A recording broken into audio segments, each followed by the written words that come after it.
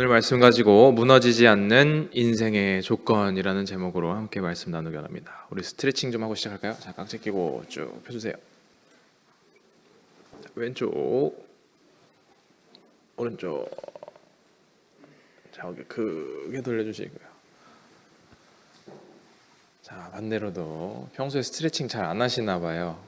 이런 거 할 때마다 매주마다 이게 곡소리가 막 나는 거 보면 목도 좀 돌려주시고, 반대로도. 오늘 본문 말씀은 굉장히 심플합니다. 오늘 찬양 부른 것처럼 굉장히 심플해요. 두 사람이 대비되고 있죠. 한 사람은 이제 하나님의 말씀을 듣고 행동한 사람, 그리고 예수님의 말씀을 듣고 행동한 사람이 나오는가 하면은 이제 반대로는 말씀을 듣고도 지키지 않은 사람. 그러니까 듣고 지킨 사람은 반석 위에 집을 지었다. 듣고 지키지 않은 사람은 이제 모래 위에 집을 지었다라고 딱 분명하게 나눠서 이야기를 하고 있죠. 근데 이게 겉으로 보면은 완전 반대인데 두 부류의 사람이 공통점도 있습니다. 그게 뭐냐면 첫 번째로는 하나님의 말씀을 들었다라는 공통점이 있어요. 이 듣는다라는 말 자체가 예수님의 말씀을 들었다는 게 귀로 들은 수준을 성경에서 이야기하고 있는 게 아니에요. 오늘 성경 말씀에서 들었다라는 것은 듣고 마음에 와 닿았다라는 부분을 이제 설명하고 있는 거거든요. 그래서 만약에 여러분들이 교회를 처음 나오셨다고 가정했을 때, 말씀을 듣는다고 했을 때 이게 귀로 잘 들리지 않는다라고 한다면 이제 이유가 여러 가지가 있을 텐데, 첫 번째로는 용어가 익숙하지가 않아요. 처음 교회에 나오신 분들이 이 용어가 익숙하지 않으니까 뭔가 어색하고 불편하고, 그러다 보니까 이게 귀에 안 들리는 거죠. 그리고 두 번째로는 이제 내용에 대해서 동의하기가 어려운 거예요. 뭔가 판타지 같은 이야기라고 해서. 그래서 교회를 처음 나오신 분들, 믿음이 없으신 분들은, 초신자들은 그래서 귀로 들어도 들리지가 않아요. 근데 오늘 말씀에서 이제 예수님께서 들었다라고 하는 것에 대해서는 예수님이 그런 부분을 말씀하시는 거예요. 종교 생활에 그냥 지나치는 수준이 아니라 교회 생활 좀 해본 사람, 기도할 때 두 손 들고 기도해본 사람, 찬양 좀 불러본 사람, 그러다 보니까 설교 들으면서 은혜도 받고 감동도 좀 받아봤던 그런 사람들을 이야기한다고 생각하시면 될 것 같습니다. 그래서 예수님의 말씀을 듣고 은혜를 받았는데 행동하는 사람이 있고 행동하지 않는 사람이 있더라라고 오늘 두 부류를 말씀하는 거예요. 그렇다면 왜 우리가 하나님의 말씀을 듣고 마음의 감동도 됐는데 은혜도 됐는데 왜 행동하지 않을까? 그것은 우리의 본성 자체가 하나님의 말씀을 거스르고 있기 때문이에요. 하나님의 말씀이 내가 하고 싶은 거, 내가 살고 싶은 거, 내 마음대로 하고 싶은 것들을 다 반대로 회방한다, 반대로 방어하고 있다라고 느끼게 되기 때문이더라는 거예요. 그런 면에서 이제 우리가 하나님의 말씀을 들을 때 왜 행동하지 않게 되는가에 대해서 네 가지를 간단히 나눠보려고 해요. 그랬을 때 첫 번째는 뭐 괜찮겠지, 안일함 때문에 우리가 행동하지 않아요. 전도서 말씀 8장 11절 말씀 같이 보실까요? 8장 11절 같이 읽겠습니다. 시작. 악한 일에 관한 징벌이 속히 실행되지 아니하므로 인생들이 악을 행하는데 마음이 담대하도다 라고 해요. 뭐 내가 이 말씀을 안 지킨다고 해서 뭐 큰일 있겠어? 라는 이 안일함 때문에 우리가 말씀을 듣고도 감동이 됐는데, 은혜가 됐는데도 행동하지 않게 되더라는 거예요. 두 번째로는 하나님의 말씀대로 살면은 따분할 것 같다라고 생각을 해요. 지루할 것 같다. 이게 물론 교회 안에서 말씀대로 살아가려고 하다 보면은 이게 엄청난 자극적인 쾌락은 없죠. 막 육체적인 즐거움은 없을 수 있어요. 근데 여러분들 소시적에 죄 좀 지어보신 분들이면 더 공감하실 것 같아요. 죄 좀 지어보신 분들은 반드시 부작용이 있다는 걸 아실 거예요. 죄는 부작용이 있어요. 항상 뒤에 따라오는 뭔가 대가가 있어요. 그런 면에서 저는 하나님의 말씀대로 사는 게 참 좋은 거라고 생각해요. 너무너무 좋은 거라고 생각해요. 이게 겉으로 보기엔 지루해 보일 수 있어요. 그런데 깊이 들어가 보면 정말 거기만의 말씀대로 살아가는 것만의 즐거움이 있어요. 거기만의 쾌락이 있어요. 거기만의 안락함이 있어요. 게다가 부작용이 없어요. 항상 좋은 것만 있어요. 그런데 겉으로 보기에는 지루하고 따분해 보여서 하나님의 말씀으로 행동하기를 우리가 주저하게 되더라는 거예요. 그리고 세 번째는 하나님 말씀대로 왜 안 살려고 하냐면 지금 너무 힘들어요, 저에게는 여력이 없어요 와 같은 핑계가 있을 수 있겠죠. 그리고 네 번째는 비슷한 맥락으로 해봤는데 잘 안 되더라고요, 해봤는데 뭐가 잘 이루어지지 않아요 라고 얘기를 하는 거죠. 여하튼 이런저런 이유들 때문에 우리가 하나님의 말씀대로 행동하는 것을 원하지 않으면서 살아갈 때가 참 많죠. 말씀대로 행동을 하던 안 하던 두 부류의 공통점은, 첫 번째로는 예수님의 말씀을 들었다, 은혜를 받고 감동도 받았다라는 데 첫 번째 공통점이 있고요. 그리고 두 번째 공통점은 모두에게 비가 내리고 창수가 내리고 바람이 불었다라는 데 두 번째 공통점이 있습니다. 여기서 창수는 홍수를 얘기하는 거죠. 그러니까 쉽게 말하면 우리 인생에, 우리 모두의 인생에 고난과 고통이 찾아오게 되더라라는 이야기예요. 어떤 인생에 고통과 고난이 찾아오게 되면은 그 사람의 밑바닥을 볼 수 있는 시기가 되기도 하죠. 그러면 그 사람이 붙들고 있는 핵심 가치가 무엇인지를 볼 수가 있습니다. 이 사람은 무엇을 중요하게 여기는가? 어떤 사람은 겉으로는 굉장히 나이스해 보여요. 굉장히 좋은 사람 같아 보여요. 근데 고통과 고난이 딱 닥치는 순간에, 아니, 저 사람이 저렇게까지 돈에 약한 사람이었던가? 저 사람이 저렇게까지 말을 실수가 있었던 사람이었던가를 보게 되더라는 거죠. 반대로 고난의 순간이 찾아왔을 때, 저 사람은 진짜 하나님을 소중하게 여기는 사람이구나, 진짜 믿음의 사람이구나, 이거를 알게 된 순간이 오더라는 거예요. 다시 말하면 고난과 홍수가 찾아왔을 때 이 고난이 나를 무너뜨리는 것과 동시에 내가 중요하게 여기는 중심 가치 기준을 보게 될 수 있다는 거예요. 어쨌든 우리가 하나님의 말씀대로 살고 싶지 않아요. 왜냐하면 우리의 본성이 여기를 거스르고 있어요. 우리의 육체가, 우리의 기분이, 우리 마음이 여기를 반대를 지향하고 있어요. 아담이 선악과를 먹었죠. 이때 이 금단의 열매를 먹은 게 죄가 된 게 아닙니다. 금단의 열매를 먹은 게 죄가 아니라 하나님이 되고 싶어서 불순종한 게 죄가 된 거예요. 불순종한 거. 그러니까 인간에게 있는 근원적인 욕망은 하나님처럼 되고 싶어요. 내가 신이 되고 싶어요. 내 맘대로, 내 기분대로 살아가고 싶더라는 거예요. 그래서 내 삶의 주인이 내가 되고 싶기 때문에 우리가 삶을 살아가다가 그렇잖아요. 내 맘대로 되지 않으면 짜증도 나고 답답하고 막 화도 나고, 내 뜻대로 이루어지지 않으면 뭔가 기분이 더러워요. 그럼 우리가 나만의 왕국을 한번 세웠다고 한번 가정해 보자고요. 내가 통치하는, 내가 지배하는 나라예요. 그럴 때 내가 왕이 된 이 왕국은 얼마나 튼튼할까요? 바람이 불고 비가 오고 창수가 났어요. 거기로부터 내가 왕이었을 때 그거를 얼마나 튼튼하게 지킬 수 있겠냐는 거예요. 어렸을 때 이제 들었던 아기 돼지 삼형제 이야기 아시죠? 아기 돼지 삼형제 이야기 이제 대부분 아실 텐데, 그 교훈이 이 첫째 돼지는 지푸라기로 집을 지었죠. 그리고 두 번째 돼지는 나무로 집을 지었고, 세 번째 돼지는 벽돌로 집을 지었다. 그래서 이제 그때 늑대가 이 아기 돼지들을 찾아왔고, 지푸라기, 그 나무 이거는 다 쓰러졌는데 벽돌은 견고하게 지켜졌다. 그러니까 굳건하게, 성실하게 기초를 잘 세우자라는 이제 교훈으로 알려져 있죠. 근데 이걸 다시 생각하다 보니까 안 보이던 게 보이는 거예요. 뭐였냐면, 아기 돼지 삼형제가 주는 또 다른 관점은 모두에게 어떤 재료로 집을 지었든 늑대가 찾아오더라는 거예요. 모두에게 공평하게 늑대가 찾아왔어요. 그런 면에서 내가 왕이 된 내 왕국은 얼마나 튼튼할까요? 나에게 늑대가 찾아왔어요. 내 인생에 늑대가 찾아왔어요. 근데 그랬을 때 얼마나 튼튼하게 지킬 수 있을까? 애석하지만 우리가 스스로 왕이 된 그 집은 별 볼 일 없이 무너지게 되더라는 거예요. 왜냐?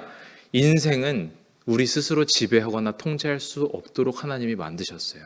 하나님이 오직 인생의 주관자 되신다고 성경이 말씀하고 있어요. 그래서 내가 인생을 다스릴 수 없다? 그것은 학벌이 좋지 않기 때문이 아니고요. 가난해서가 이유가 아니에요. 인생을 주관하시는 분은 오직 하나님이시라는 거예요. 그러면 우리 누구 인생은 좀 괜찮아 보이고 누구의 인생은 좀 불공평해 보이고 안 좋아 보이고 하잖아요. 그러면 하나님이 공평하시냐? 하나님이 공평하시지 않다라고 얘기를 하게 되죠. 네, 물론 하나님이 두 가지 측면에서는 공평하시지 않을 수 있습니다. 첫 번째는 소유에 대해서는 공평하시지가 않아요. 우리가 태어나고 보니까 수저가 다르다라고도 표현하죠. 태어나고 보니까 가진 게 다 달라요. 가진 이 재력이 좀 다 달라요. 그러다 보니까 이 부분에 있어서는 이제 여러분들이 더 공감하실 것 같아요. 하나님이 공평하시지 않는 것 같아요. 그리고 두 번째로는 각자가 가진 재능과 역량이 다 달라요. 각자가 가진 달란트가 다르다고도 표현하죠. 여기에 대해서는 하나님이 좀 공평하시지 않다고 느낄 수도 있을 것 같아요. 근데 반대로 하나님이 세 가지 측면에서는 공평하세요. 첫 번째로는 모두에게 이 고난의 창수, 늑대가 찾아옵니다. 이게 모든 소유와 능력이 다 다른데 가진 걸 다 동원해도 이거를 해결할 수 없는 문제를 모두가 맞닥뜨리게 되더라는 거예요. 모두에게 똑같이 늑대가 찾아와요. 그러니까 우리가 흔히 생각하는, 우리 그런 얘기 하잖아요. 연예인 걱정하는 거 아니다 라고 얘기하잖아요. 그만큼 우리 기준에서는 잘 살고 잘 먹고 잘 지내는 사람들이니까 그러잖아요. 근데 그럼 재벌들, 연예인들, 인플루언서들, 그 사람들은 문제가 없을까요? 걱정이 없을까요? 인간관계 많으면 괜찮을까요? 그렇지 않더라는 거예요. 그들에게도 그들만의 늑대가 찾아와요. 내가 왕이 된 나라에 늑대가 찾아온다는 거예요. 더 나아가서 두 번째 차원에서 하나님이 공평하세요. 그것은 뭐냐면 모두에게 죽음이 똑같이 일어난다는 거예요. 모두가 맞닥뜨리는 죽음이 있어요. 인생을 주관하시는 분은 오직 하나님이세요. 인생을 통제하는 분은 오직 하나님이세요. 그러면 이 하나님께서 주관하시는 이 인생 속에서 우리가 모두가 동일하게 공평하게 맞닥뜨리는 건 죽음이라는 거예요. 우리가 아무리 사업을 잘한다고 해도 경기가 내 마음대로 통제되지 않죠. 내가 아무리 공부를 열심히 했다고 쳐도 우리 성적이 막 내 마음대로 되지도 않고, 내가 아무리 열심히 잘 준비했어도 우리 아이들이 또 공부를 내 마음대로 통제가 되지가 않더라는 거예요. 열심히 노력해서 운동했어요? 그렇다고 내 건강을 통제할 수 있나요? 그렇지 않더라는 거예요. 열심히 준비해도 비가 오고 창수가 나고 바람이 불어서 우리에게 죽음이라는 순간이 맞아올 때는 하나님이 공평하게 모두에게 이 조건을 제시했어요. 더 나아가서 세 번째로 하나님이 공평하신 것, 그 모두를 위해서 누구 하나도 차별하지 않고 예수 그리스도를 보내주셨어요. 예수님을 보내셨어요. 모두를 위해서, 모든 인류를 위해서 보내셨다는 거예요. 그래서 누구든 그를 믿는 자는 영생을 얻는다라고 약속하셨어요. 근데 우리의 욕망은 내가 왕이 되고 주인이 돼서 내 마음대로 살려고 하는 이것에 있죠. 사실 나는 나 자신에게 그렇게 좋은 주인이 될 수 없다는 거예요. 오직 인생을 주관하시는 하나님이 가장 좋은 주인이 되주시더라라는 거예요. 우리가 고통을 겪잖아요. 힘든 일을 겪잖아요. 그러면은 사실 내가 날 사랑하는 것부터가 잘 안 돼요. 내가 나를 미워하기 시작해요. 근데 예수님이 그 높은 영광의 자리에서 나를 이 땅에 오시기까지 나를 사랑하셨어요. 나도 날 사랑하는 게 잘 안 되는데 예수님이 날 사랑하셔서 이 땅에 오셨어요. 말씀대로 행동한다는 것은 그 사랑의 주인의 목소리에 반응하는 겁니다. 사랑의 주인의 목소리에 응답하는 거예요. 난 무능하고 전략이 없고 길이 보이지 않아요. 그런데 나는 모르지만 길이요 진리요 생명 되신 전능하신 하나님이 나의 길을 앞서서 인도하시는 것, 그것이 주인의 명령어에 따라간다는 뜻인 거예요. 근데 이게 평상시에 잘 안 되다가 위기의 순간에 잘 될까요? 하나님의 말씀에 행동하지 않다가 갑작스럽게 할 수 있을까요? 그렇지 않더라는 거예요. 인생이 그래서 살만한 때부터 계속해서 나를 쳐서 복종케 하고 순종하고 하나님의 명령어를 따라가는 행동을 습관으로 만들어야 된다는 거예요. 그때 그 행동이 나를 살려요. 그 행동이 내 영혼을 살려요. 한 사람 이야기를 들려드릴게요. 1936년도에 베를린 올림픽에 이 국가대표로 출전한 한 마라톤 선수가 있었어요. 이 마라톤 선수가 루이 잠페리니라는 이름을 가지고 있습니다. 이 루이 잠페리니가 10대 때부터 열심히 훈련했어요. 열심히 달리고 열심히 훈련을 했어요. 근데 이 19살 때 올림픽 국가대표로 출전을 했는데 10대 때부터 그렇게 열심히 뛰었으니까 얼마나 잘 뛰고 얼마나 또 힘들겠어요, 이 육체가. 근데 당시에 금메달을 딴 건 아니었어요. 근데 미국에서 굉장히 유명한 선수가 됐습니다. 그런데 이 계속해서 금메달을 향하는 국가대표로 자기의 꿈을 펼쳐나갈 것으로 상상하고 있던 그 찰나에 2차 세계대전이 터져버린 거예요. 실제 있었던 이야기입니다. 2차 세계대전이 터지면서 폭격기의 조종사로 들어가게 됐어요. 그러다가 일본군과 이제 전쟁을 치르다가 이제 추락해서 태평양에 떨어지게 된 거예요. 바다의 한가운데. 그래서 이 바다 한가운데에서 떨어져서 생존을 하기 위해서 구명보트 위에서 이제 목숨을 연명하는데 47일 동안 혼자서 이 표류하면서 물고기를 잡아먹고 하면서 연명을 한 거예요. 보트 위에서. 그래서 나중에 그가 회고할 때 내가 10대 때 그렇게 열심히 훈련한 것이, 열심히 견딘 것이 내가 살아남는데 도움이 됐다라고 표현을 하더라고요. 그래서 47일을 견뎌서 누군가에게 이제 구조가 됐어요. 건져내졌는데 이게 미군의 손에 건져진 게 아니라 일본군의 손에 건져진 거예요. 그러니까 다시 말하면 그때부터 2년간을 포로 수용소에서 생활을 하기 시작한 거예요. 47일을 견뎠어요. 근데 포로로 끌려가게 된 거예요. 그때 이 루이를 괴롭힌 고문관이 가장 잔인한 고문관 중에 한 명으로 뽑히는 사람이었다고 해요. 어떻게 견디고 살아남을 수 있었을까? 그가 그동안 했던 훈련 때문이에요. 그동안 했던 행동들 때문에. 10대 때는 몰랐을 거예요. 인내하는 것, 행동하는 것. 근데 그게 결정적인 순간에 도움이 되더라는 거죠. 그게 쌓였을 때 결정적인 순간에 나를 살게 하는 힘이 됐다는 거예요. 저는 이제 마찬가지로 우리가 평상시에 하는 행동과 습관들이 나를 살린다고 믿어요. 그래서 다행히 저는 믿음의 유산이 있죠. 모태신앙으로 태어났어요. 그러다 보니까 어떤 일이 있든지 저는 교회에 가는 게 습관이 됐어요. 그 행동이 습관이 되기 시작하니까 무엇을 시작하기 전에 이제 교육을 받고 훈련을 받으니 기도하고 말씀을 보는 게 훈련이 됐어요. 습관이 됐어요. 그래서 이제 필리핀에 제가 청소년기에 혼자 떠났을 때도 따로 누가 지시하지 않더라도 기도하고 말씀 보는 시간을 제 스스로 가지게 되더라는 거예요. 그리고 그것들이 쌓이다 보니까 그것이 나를 지키고 그것으로 내가 살 수 있게 되는 힘이 되더라. 그리고 예수님을 그렇게 더욱 깊이 만나고 은혜를 받게 됐어요.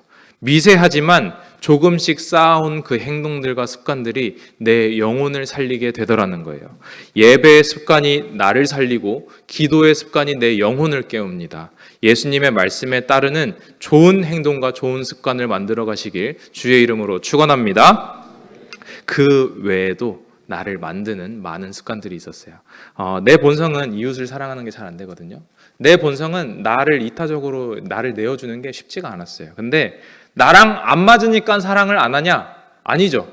안 되니까 사랑을 연습하는 거예요. 안 되니까 사랑을 노력하는 거예요. 나의 일부를 떼어서 이웃을 섬기는 거예요. 이 행동들이 나를 조금 더 나은 그리스도인으로 만들고 조금 더 예수님을 닮은 사람으로 만들게 되더라는 거죠. 여러분들 은혜 받으셨습니까? 말씀으로 깨닫고 계십니까? 그렇다면 관념적으로 되어서는 안 됩니다. 행동하시고 실천하십시오. 습관으로 만드십시오. 그로 인해서 더 좋은 믿음이 자라나게 되고 더 좋은 행동을 이끌어서 은혜의 선순환에 들어갈 수 있는 모두가 되시길 주의 이름으로 축원합니다. 오늘 읽은 본문 말씀 마태복음 7장 26절 27절 같이 한 목소리로 다시 읽어보겠습니다. 시작. 나의 이 말을 듣고 행하지 아니하는 자는 그 집을 모래 위에 지은 어리석은 사람 같으리니 비가 내리고 창수가 나고 바람이 불어 그 집에 부딪힘에 무너져 그 무너짐이 심하니라. 아멘. 나의 예수님의 말을 듣고 행하지 않으면 무너져서 그 무너짐이 심하니라 라고 했어요. 여러분들 말씀을 듣고 은혜의 결단을 하셨다고 한다면 물론 이 은혜를 받는 이 마음밭 자체도 굉장히 귀하고 소중합니다. 이것도 굉장히 중요한 거예요. 근데 마음의 은혜가 됐다면 그것으로 행동하는 것은 우리의 과제예요. 우리가 주어진 숙제예요. 행동하지 않으면 무너지고 그 무너짐이 심하다고 예수님이 말씀하세요. 실천하고 적극적으로 행동해야 된다는 거예요.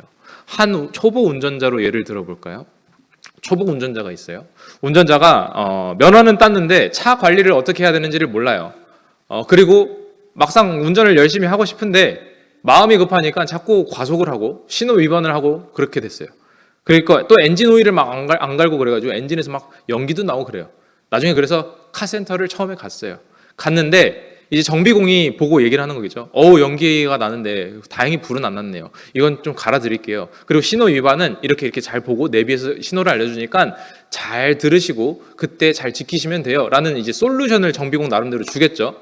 이것을 정비공의 솔루션을 듣고 차도 수리가 됐고 뭔가 자신감도 갖고 마음의 위안도 되고 다시 도로로 나아갔어요. 근데 이 들은 말을 하나도 고치지 않고 초보 운전자가 그대로 하고 있다고 한번 생각해 보세요. 그러면 똑같은 엔딩을 가지고 다시 수리점에 가겠죠. 그리고 나서 또 정비공이 수리하면서 또 솔루션을 제공했어요. 이렇게 해야 되고 저렇게 해야 되고 이렇게 하시면 됩니다. 저렇게 하시면 됩니다. 해서 또 수리하고 위로를 받고 이제 어떻게 해야 될지를 배웠어요. 배웠는데 또 행동은 변하지 않아요. 똑같이 운전하고 관리를 하지 않아요. 이것은 지금 우리가 예배를 대하는 태도를 말하는 거예요. 우리가 말씀을 듣고 솔루션을 받았는데 위로도 되고 수리도 받고 다 배웠는데 돌아가서 똑같이 행동하게 되더라는 거예요. 하나님께서 회복하시고 은혜 주시고 솔루션을 주셨는데 우리의 행동이 바뀌지 않으면 이게 반복될수록 더 위험해지는 거예요. 내가 그전에 아예 이런 걸 몰랐어요? 그럼 차라리 괜찮아요. 처음 들으는 거니까. 근데 이게 반복되다 보면 내 귀에 이게 들리지 않기 시작하더라는 거예요. 이게 너무 익숙한 말이 그냥 되더라는 거예요. 정답은 알아요. 근데 그냥 막연하게 듣고 끝나는 이야기가 되더라는 거죠. 그래서 예수님께서 오늘 본문 말씀에 여러분들 그때 말씀 암송하셨던 산상수훈의 일부입니다. 예수님의 설교. 예수님께서 이 산상수훈이라는 예수님의 설교의 마지막 부분에 말씀하시는 거예요. 나 이제 설교 끝났다. 내가 전할 거 다 전했다. 이제 내 말을 듣고 행하는 자는 반석 위에 집을 짓는 사람이고 이 말을 듣고 지키지 않는 자는 모래 위에 집을 지은 사람이다. 그렇다면 우리가 많이 아는 것보다 중요한 것은 아는 것 하나라도 행동해야 되는 거예요. 시도하고 실험이라도 해보는 거예요. 만약에 여러분들이 은밀한 가운데 불이한 즐거움을 계속 즐기고 계신다면 이거를 멈춰야 돼요. 멈추려는 용기가 필요해요. 주님께서 하지 말라고 말씀하신다면 시도하고 노력하고 실천하는 거예요. 나를 망치지 않기 위해서, 다시는 고장나지 않기 위해서 이걸 멈추는 용기가 필요해요. 만약에 하나님이 바라시는 방식이 아니라 어떤 내가 원하는 내 삶의 방식대로 살아가고 있어요? 그러면 주님이 이건 원하시지 않는 것 같아 라고 느꼈으면, 깨달았으면 실천하는 거예요. 연습하는 거예요. 그걸 멈출 용기가 필요해요. 만약 하나님의 뜻대로 살아가는데 의지가 모자라요? 그것도 연습하고 노력하는 거예요. 실천하는 거예요. 의지를 내기 위해서. 만약에 하나님의 내 인생의 주인이십니다 라는 고백을 했어요. 근데 내가 살아가는 현장을 돌아보면은 내 돈도 내 의지도 내 시간도 내게 아니에요.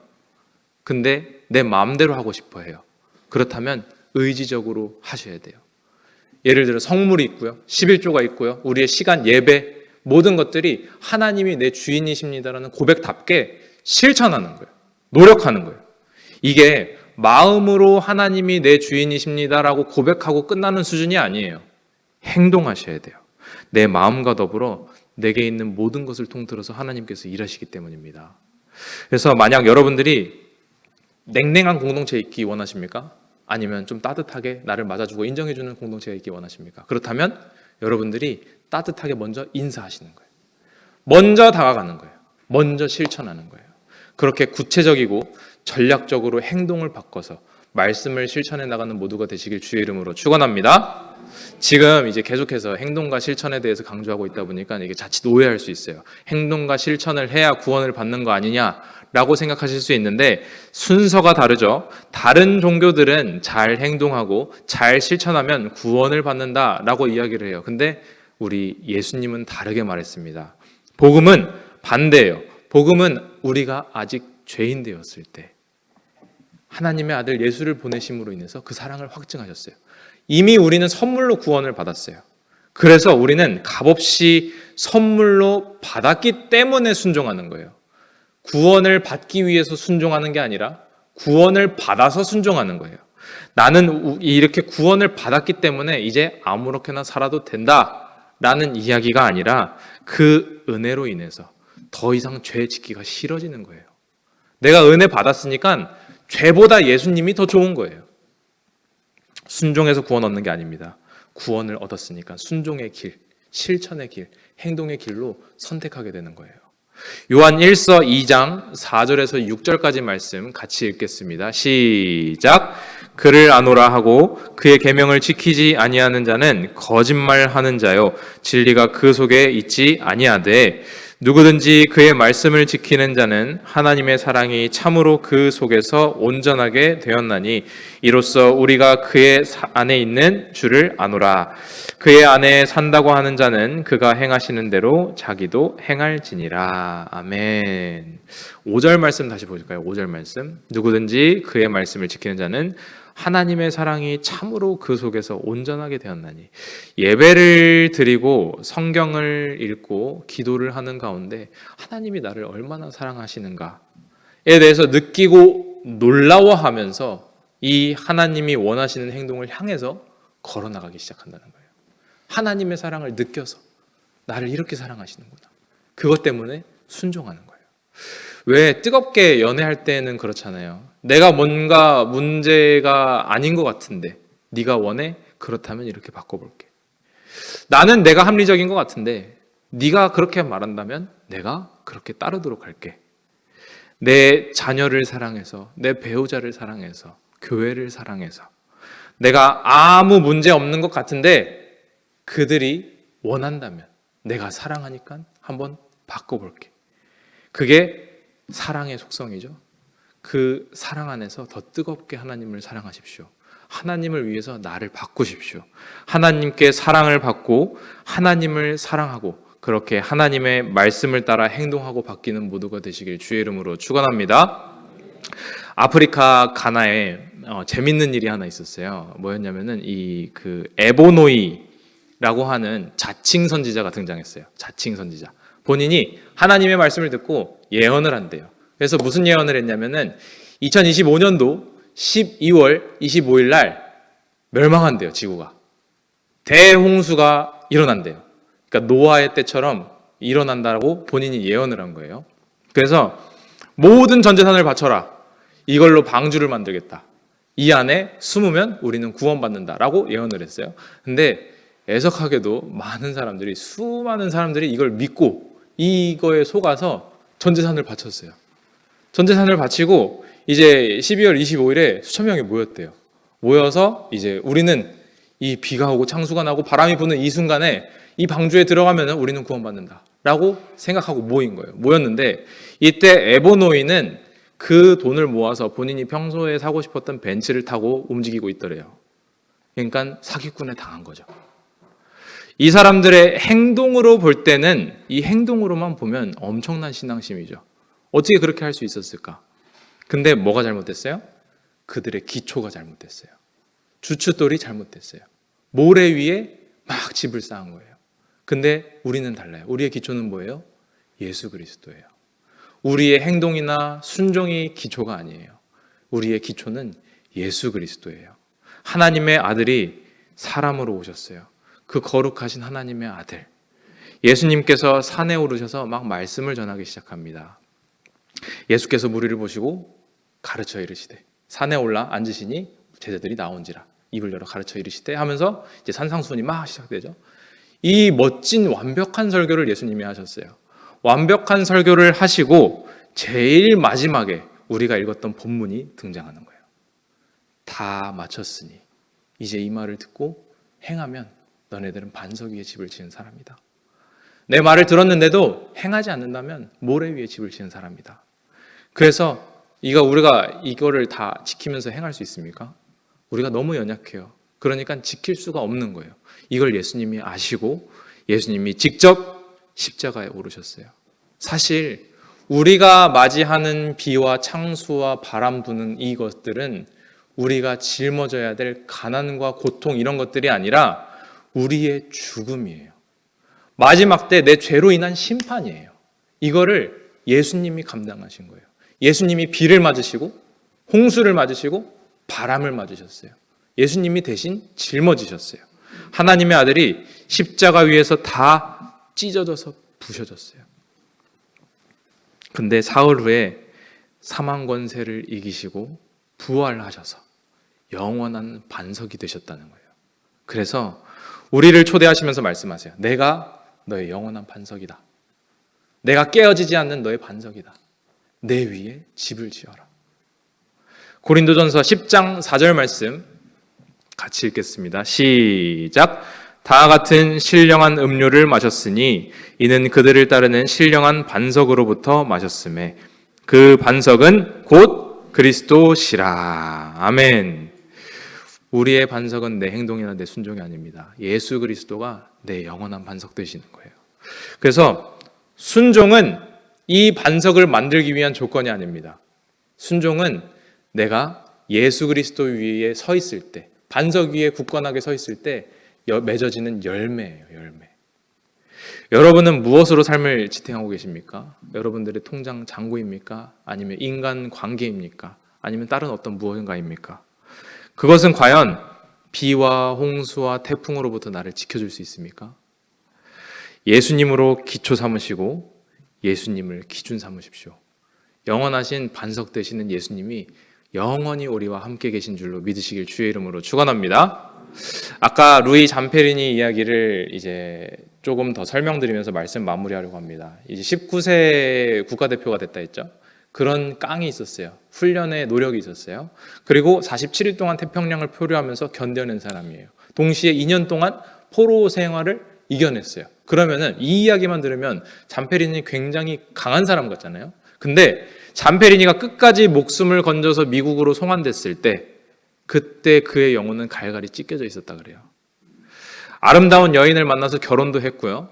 자녀도 낳았어요. 그런데 고문당했던 트라우마, 그리고 47일 표류했던 그 공포감을 견딜 수가 없는 거예요. 그래서 술로 나날들을 보내다가 알코올 중독자가 돼버렸어요. 그래서 이 모든 과정을 견디고도 일상을 영위하지 못하는 사람이 됐죠.